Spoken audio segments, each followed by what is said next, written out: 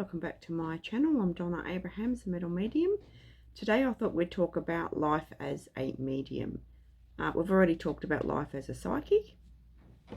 Obviously a medium is a little bit different. A medium, I've got the ability to actually tune into the spirit world, humans and animals. I can do pets as well. Put it this way, I wish I had $10 for everyone that has said to me, I would love to do what you do. Okay, right. I just sit there with that look on my face like, careful what you wish for. And those are my exact words. Okay. Now, this is again another series of the good, the bad, and the ugly. The good, obviously, is the closure. I love having this ability and being able to bring people closure. Because let's face it, not all of our loved ones, we don't always get to sit beside them and say goodbye, if that makes sense.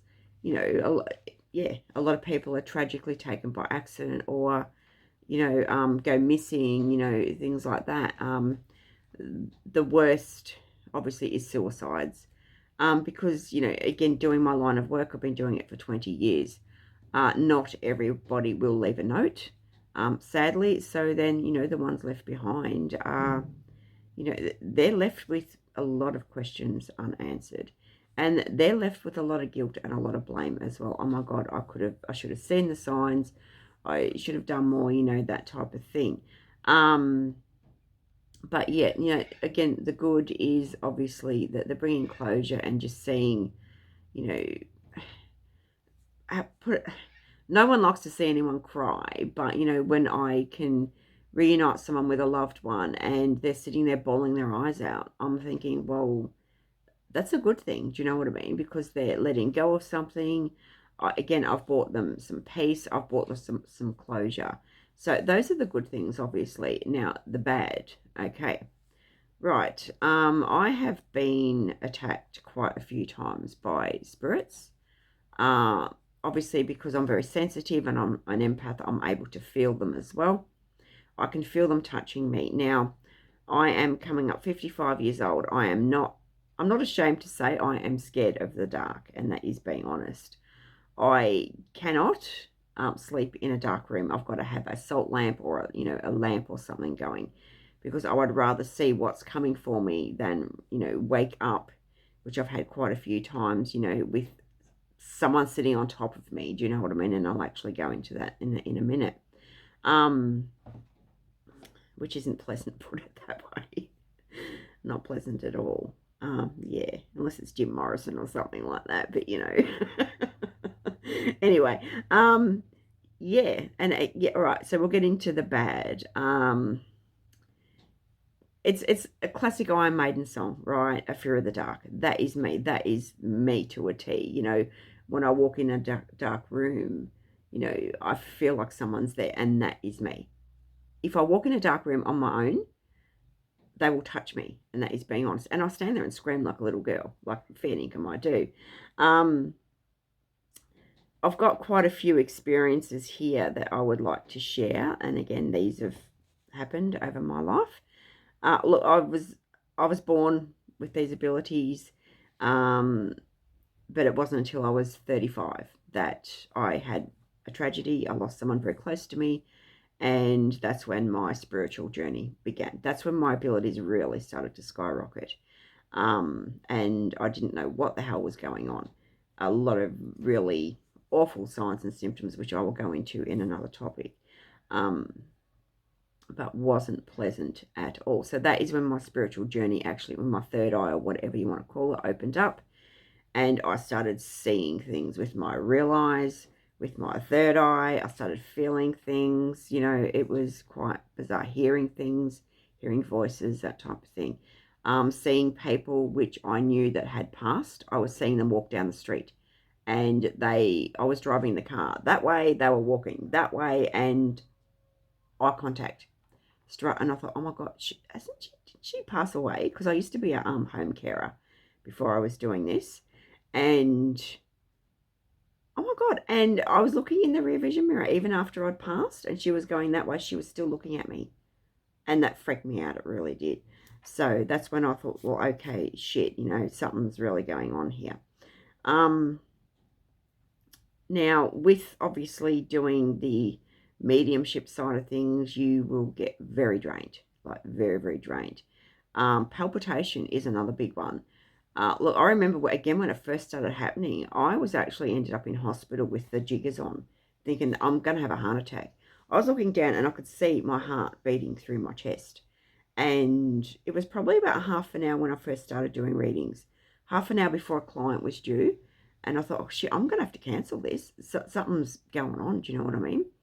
And when they turned up, it stopped. So I thought, maybe that's got something to do with it. But it kept going on to the stage where I thought, shit, something's really wrong. So I went and got it all checked out. And of course, everything was fine. That's when I established the palpitation and anxiety and tightness in the chest is when there is a spirit around. So you might be finding that you're getting that as well.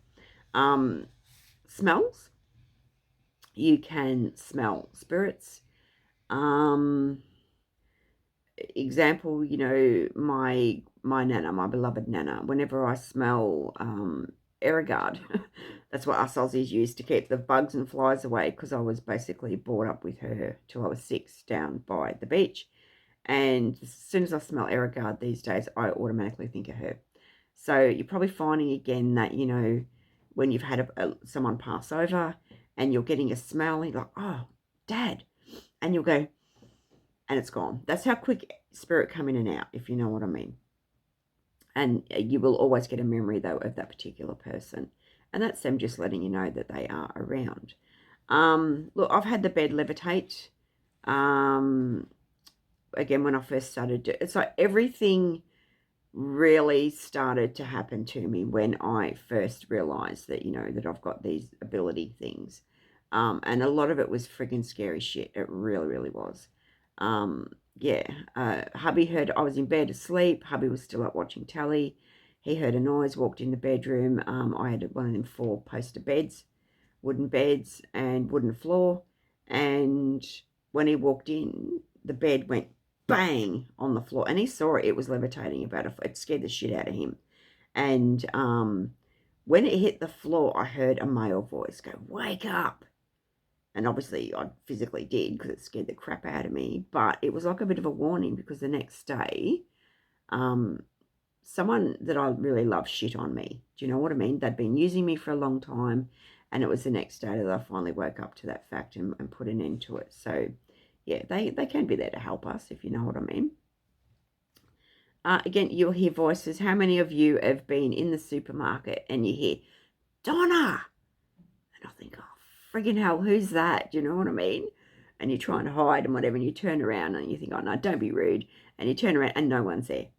And, normally when you're in and out of that dream state, or sleep state, when you're half in and half out, that's when you will hear voices or your name being called. And again, you wake up and shit, no one's there, if you know what I mean. We'll talk. You do feel like you're going crazy, and that's being honest. Look, I'll talk about a couple of my really, really bad experiences. Now, I do what is called remote viewing, and that is where I can, in my third eye or my mind's eye, I can see things like I'm actually physically there. I remember doing a reading once on a woman whose husband had gone missing. He had been found, but I will never. Oh, and again, it's like I always say to people, I never remember readings, but it's almost like I remember bad things more than what I do good. And I remember actually I seeing a ute. I said, did he go missing in a blue ute? She's like, yes. And I remember walking alongside the driver's side, if you know what I mean, and I was walking up to it, and oh my God, I looked. It still grosses me out. I looked through the window and he'd been missing for about 6 weeks. And in the middle of summer, I do not need to go into any more detail, but I seen it as like I was standing there. I was actually standing there. And oh my God, it took me, look, I'm nearly gagging now. It was gross. a long time to get over that. It really, really did. I actually, if I get, this is quite a while ago, I actually think I was nearly physically sick, and that's being honest. Another one is a suicide. I was again in the room. Now, I will never forget this either. It was like, an old style room. The carpets were actually floral. The old upright wooden wardrobe. And I looked over, and there was a young man standing in front of the wardrobe. He slid down, sat on the floor. He stuck the barrel of a shotgun in his mouth. Now, I was standing there as if, again, I was physically in the room, and I could feel the anxiety, the sadness, everything. And then obviously I heard and saw the trigger go off. I saw blood and brains go everywhere. I was covered in them. Um, I smelt the gunpowder.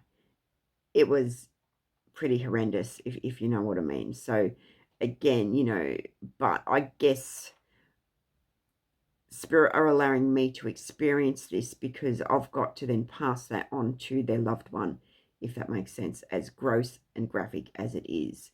So they know that I'm definitely tuning into their loved one, if that makes sense. Again, with pets, because I don't have any living kids. I've only got animal fur babies. I adopt a lot. Me and hubby rescue them and everything, and they are my children. So, and I know, I've been nearly suicidal when I've lost certain fur babies, because they've been like a child to me. Where, if one needed a $20,000 operation, it got it. And trust me, we've been there and done that many a times. So I can, and again, it's worse when you've got to make that horrible decision to take a fur baby to the vet and end their life. Because then you've got guilt. Do you know what I mean? You've got, oh my God, but I should have tried harder. I should have done this. I should have done that. So then I can actually tune into the animal. It speaks to me in English because my guides translate. It will show me up to its passing, who was in the room, what were they doing, were they holding their little paw, do you know what I mean, all that.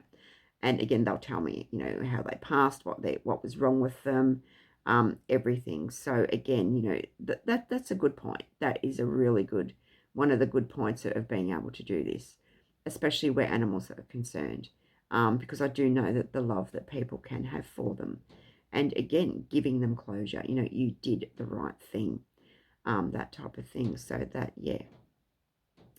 Look, actually, before I started using my abilities, like growing up, I've had a lot of shit happen to me, right? Okay, when I was 6, I moved out to the country with my parents and brother and sister, and the house was over 100 years old. It was haunted. And Dad got sick of, Dad, there's a man in my room, because I could see him and feel him, and I didn't know at that age that he wasn't real. Do you know what I mean? Because he was like a person. I could see him looking at a real person. And look, Dad got sick of opening the wardrobe, looking under the bed, under the bunks, all that. So, and it got that bad where I actually used to have to I'd walk into Mum and Dad's bedroom in the middle of the night with my blankie and my pillow and just sleep on the floor, because I was absolutely petrified. And, there were times when, because they had greyhounds, they used to race them. If I'd be left on my own, I'd lock myself in Mum and Dad's bedroom, because it had a phone, back then, a little black and white tally, all that, and the lock on the door, which Dad put on to keep me out of there. And they had like a porch at the front, and an old wooden window, just a single window. When they would go driving over the hill, I would see the window lift up. And then this man, I can describe him to you now, would stick his head in, and I would stand there with Mum's hairspray, and I would spray him in the eyes, and he would go away. And again, I didn't know that he wasn't real, if you know what I mean.